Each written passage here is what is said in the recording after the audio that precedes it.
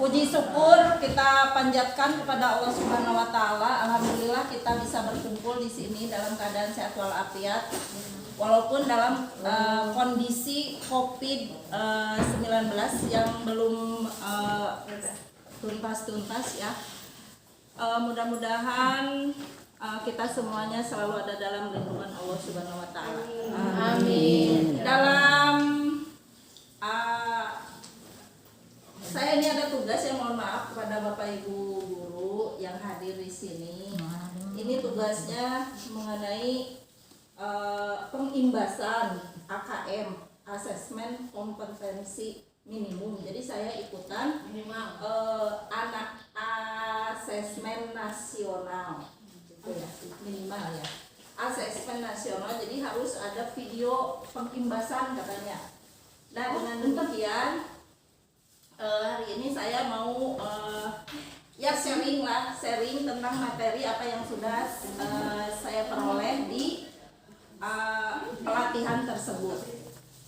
Peningkatan kompetensi peserta didik melalui AKM, asesmen kompetensi minimum ya.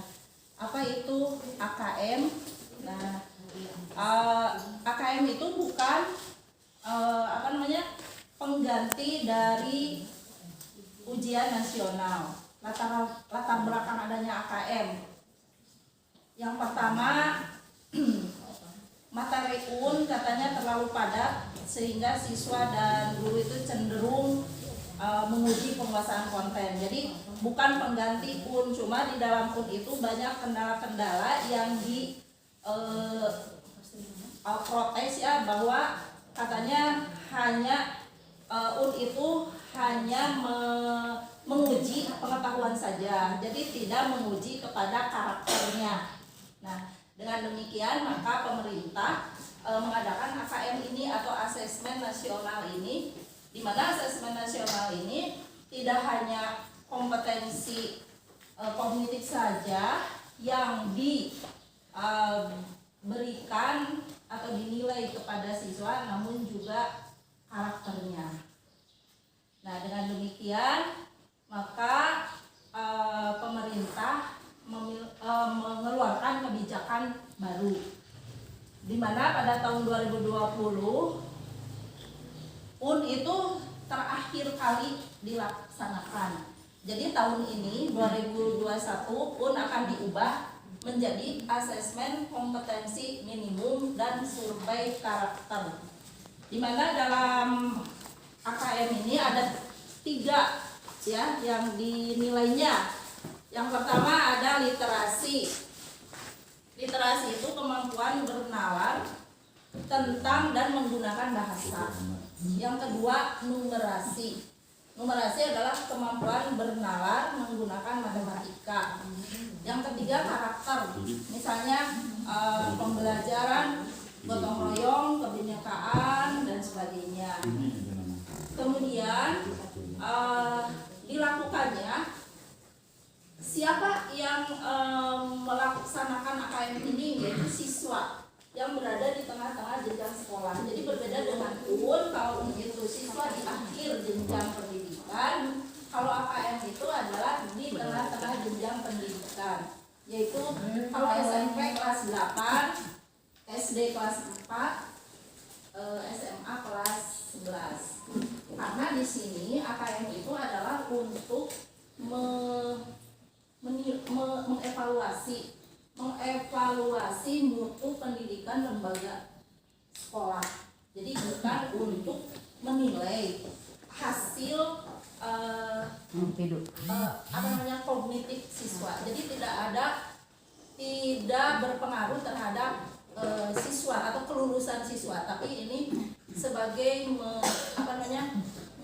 meningkatkan mutu, karena dengan adanya AKM ini nanti hasilnya dievaluasi, kemudian sekolah itu akan mendapatkan sejauh mana mutu pendidikan dari AKM yang dilaksanakan oleh siswa tersebut. Jadi survei ya, jadi tidak semua siswa ikut, sehingga disebutnya survei. Kemudian selanjutnya tadi sudah disebutkan bahwa kalaupun itu kan bukan seluruh siswa ya, seluruh siswa, istilahnya sensus. Selanjutnya asesmen kompetensi minimum. Jadi minimum itu artinya tidak semua konten di dalam kurikulum diukur di dalam AKM. AKM akan mengukur keterampilan dasar literasi dan numerasi. Tadi sudah dijelaskan, misalnya kemampuan bernalar tentang teks dan angka. Dibangun dari jenjang dasar sampai menengah. Selanjutnya AKM nasional ada literasi numerasi, kemudian survei karakter dan survei lingkungan belajar. Itu komponen dari asesmen nasional. Nah itu mungkin dengan penjelasan yang sedikit ini bisa ada gambarannya bagi kita bahwa AKM itu bukan sebagai pengganti UN, jadi tidak ada kaitannya dengan hasil belajar siswa. Namun dari hasil AKM ini bisa memberikan masukan kepada guru maupun siswa untuk ada perbaikan dalam kegiatan atau sistem pembelajaran selanjutnya. Nah, sekian mungkin penjelasannya. Apakah ada pertanyaan? Ya, silakan.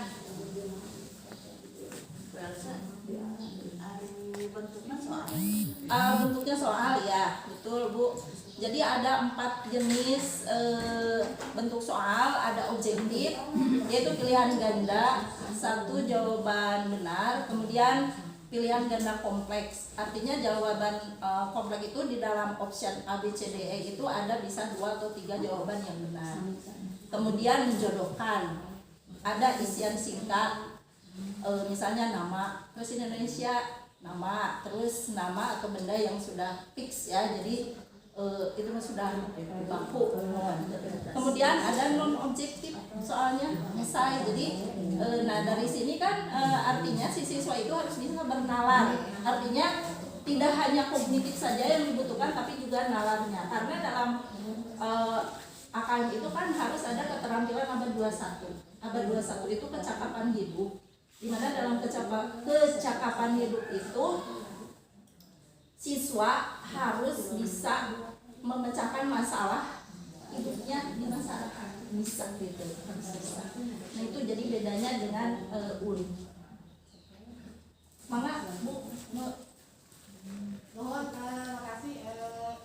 Pernah saya dengar ya, katanya AKM itu juga bisa menggambarkan kemana siswa itu dapat melanjutkan. Apa benar atau tidak? Iya betul, karena di dalam soal AKM itu kan adaptif ya Bu. Jadi adaptif itu artinya si soal itu bisa disesuaikan dengan kemampuan bernalar siswa soal itu. Jadi soal itu dibuat acak ya nanti. Jadi nanti si soal itu akan muncul sesuai, misalnya siswa ini menjawabnya yang mana, A, option A atau option B. Nanti soalnya beda dengan siswa yang sebelahnya. Misalnya kalau yang sebelahnya itu B, nanti lanjutannya kemana? Nah itu yang iya, adaptif bisa. SMK atau ke SMA berdasarkan AKM itu bisa ada penggambaran bahwa anak ini cocoknya ke SMA, anak ini cocoknya ke SMK. Iya bisa seperti itu, karena nanti dan ini juga kan untuk bisa dijadikan sebagai guru, bagi guru bisa dijadikan untuk mengubah kegiatan pembelajarannya.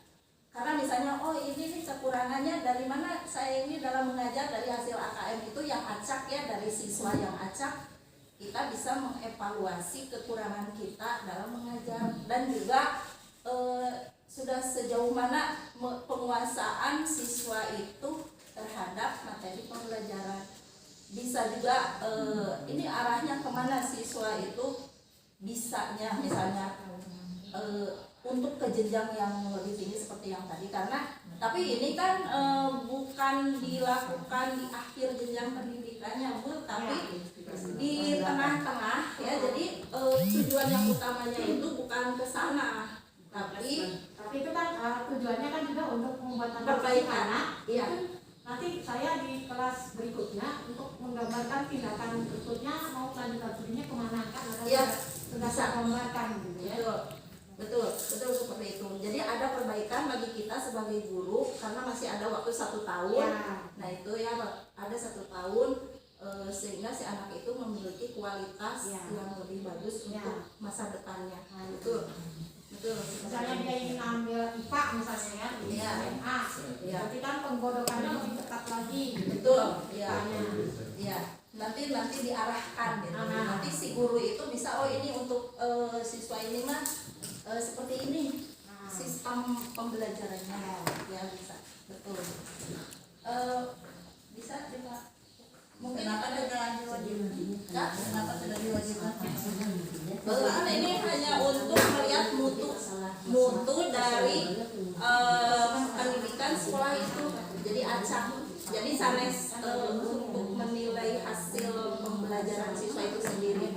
Tapi jadi sejauh mana ya sekolah itu kualitas pembelajaran anak sampai di mana. Jadi nanti dilihat dari jawaban siswa berupa esai, berupa uraiannya itu. Jadi arahnya ini kemana? Penguasaan numerasi dan literasinya. Jadi makanya literasi itu lebih ditingkatkan di di AKM ini. Jadi banyak soal-soal yang aplikasi dalam kehidupan sehari-hari. Jadi anaknya bisa mencari jalan keluarnya nggak ini dengan soal yang seperti ini.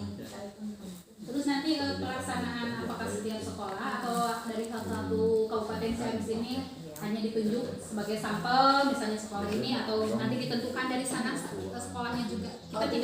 Kita tidak menentukan untuk pelaksanaannya apakah kita mengajukan atau kita nanti ditunjuk untuk ditentukan sebagai sekolah untuk pelaksanaan AKM. Ya, terima kasih Bu Haji.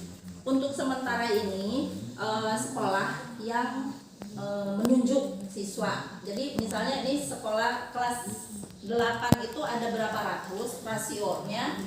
Jadi di kita itu diambilnya 45 siswa dalam 288 itu 45 siswa diacak dari kelas 8. Maksudnya ini dari kabupaten Ciamis misalnya. Per sekolah. Apakah semua sekolah melaksanakan Iya. AKM? Iya, Semuanya.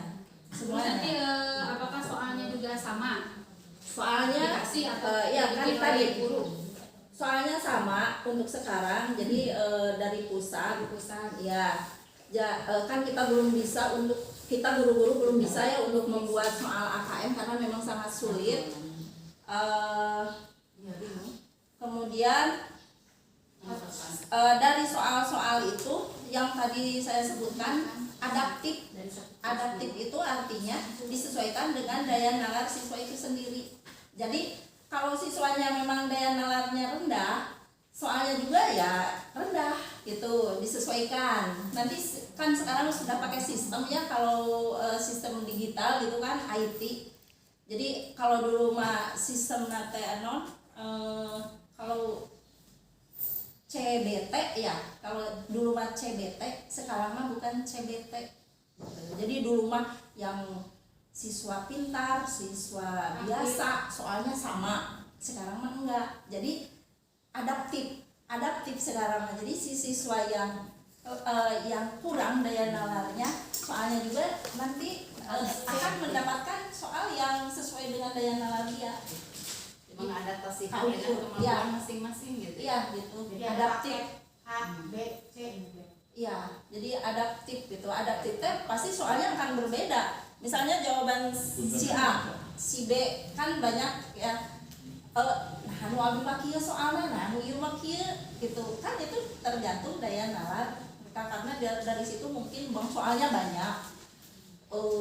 Jadi soalnya itu mungkin ada berapa ratus lah gitu. Terus kalau pas awal pelaksanaan kan kita belum tahu siswa yang nalarnya tinggi, sedang, rendah. Iya, nanti kan dari jawaban siswa itu, dari soal. Jadi pas awal mah berarti soalnya dikasih sama, belum ada ke jenjang itu. Pas pembalian mah. Iya, pokoknya dari situ soalnya sama. sama, tapi tergantung dari jawaban siswa nantinya soal yang Ya, kedua. jadi pas awal mah tidak belum ditentukan ini jam Belum. dadang nyalanya Iya. rendah, yang sedang gitu pas awal mungkin ya. Iya ya, seperti itu. Jadi kan soal-soal yang dibuat itu untuk sekarang masih dari pusat, kita belum jadi standar betul. Nah seperti itu. Jadi saya juga insya Allah mungkin dari sekolah kita sudah ada ya kemarin katanya 45 dan dari SD juga akan ikut ke sini untuk soal mengerjakan soal-soal AKM. Ya mudah-mudahan lah anak itu Harus bisa. dicobakan ke gurunya dulu. Iya, kan di sini juga harus ada dari guru, ada survei lingkungan pendidikan ada. Survei karakter dari guru dan dari siswa, betul. Jadi guru dan siswa itu dilihat sehingga kita bisa mengevaluasi mutu kualitas dari guru dan murid. Guru disurvei. Udah pengen tanya? Arian Paros benar. Iya, mangga. Itu kan kita kan mengenalnya 6 literasi ya teh, termasuk literasi digital, literasi Oh, iya. gitu kan. Betul. Sementara di sini hanya dibagi dua ke dalam literasi bahasa dan literasi numerik berupa angka-angka, bukan matematik saja, mungkin bisa jadi IPS juga ekonominya itu ada literasi numerik juga. Iya. Terus IPA juga untuk fisikanya kan ada literasi numerik juga gitu kan. Nah, yang saya tanyakan karena di sana hanya digarisi 2 literasi saja, sementara yang kita tahu ada 6 literasi gitu kan. Apakah soalnya nanti itu terintegrasi semua mapel disatukan atau terpilah-pilah begitu? Enggak, ya terima kasih Bu Dede ya atas pertanyaannya. Yang pertama begini, di dalam ada level 2 ya masuknya untuk SMP itu. Jadi level 2. Kalau untuk SMA bisa level 3 dan 4. Jadi dalam membuat soal juga tidak terlalu sulit, terlalu karena kita hanya 2 level untuk numerasi dan 1 level 2 level untuk literasi dan 1 level untuk numerasi untuk jenjang SMP. Jadi hanya 1 level. Iya, untuk numerasi betul. Kalau untuk literasi 2 level. Jadi nanti nilainya itu ada 4. Misalnya teh yang paling bagus mahir. Ada mahir, ada biasa, ada sedang. Pengetahuan literasinya biasa, sedang dan mahir. Jadi kalau mahir itu berarti sudah bagus literasi. Begitu mungkin Bu Dede ya, cuma 1 level dan 2 level untuk jenjang SMP. Sekarang sih ada contoh-contoh soalnya itu teh. Contoh soal kalau Ibu ikut AKM ada ya. Ada karena kita juga disuruh membuat soal AKM. Iya. Nantilah saya screenshot ya. Iya, Itu yang soal-soalnya ada. Karena Jadi soalnya itu yang dari mata pelajaran. memang soalnya itu banyaknya bernalar Bu, daya nalar kita. Jadi tidak siapa nama Presiden Indonesia yang kedua, tidak seperti itu. Tapi Aplikasi. kalau ke aplikasinya. Bagaimana misalnya jika kalian sebagai seorang siswa, pertanyaan seperti itu ya, kemudian menggunakan gadget sehari 8 jam, apakah akan berpengaruh terhadap kesehatan kalian? Nanti mohon dijawab seperti itulah. Jadi itu kan literasi ya, daya nalar dan tata bahasa dari siswa itu sendiri nanti yang akan diukur oleh AKM itu gitu. Jadi ini bahasanya bagaimana dari bahasa, karena itu literasi. Kan bahasa itu sebagai alat komunikasi ya, komunikatif. Kalau komunikasi itu kan berarti bisa dipahami atau dimengerti oleh orang yang membacanya. Itu rada mirip-mirip studi kasus kali ya? Iya Bu Dede, mungkin ini udah kelamaan ya, maaf. Berapa menit? Udah 20 menit ya. Ini sudah ya.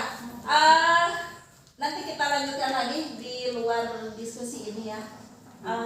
Atur nuhun. itu ya. Oh, iya teh konsumsi. Mudah-mudahan apa yang kita diskusikan hari ini bermanfaat bagi kita. Amin. Wassalamualaikum warahmatullahi wabarakatuh. Waalaikumsalam warahmatullahi wabarakatuh. Kali itu yang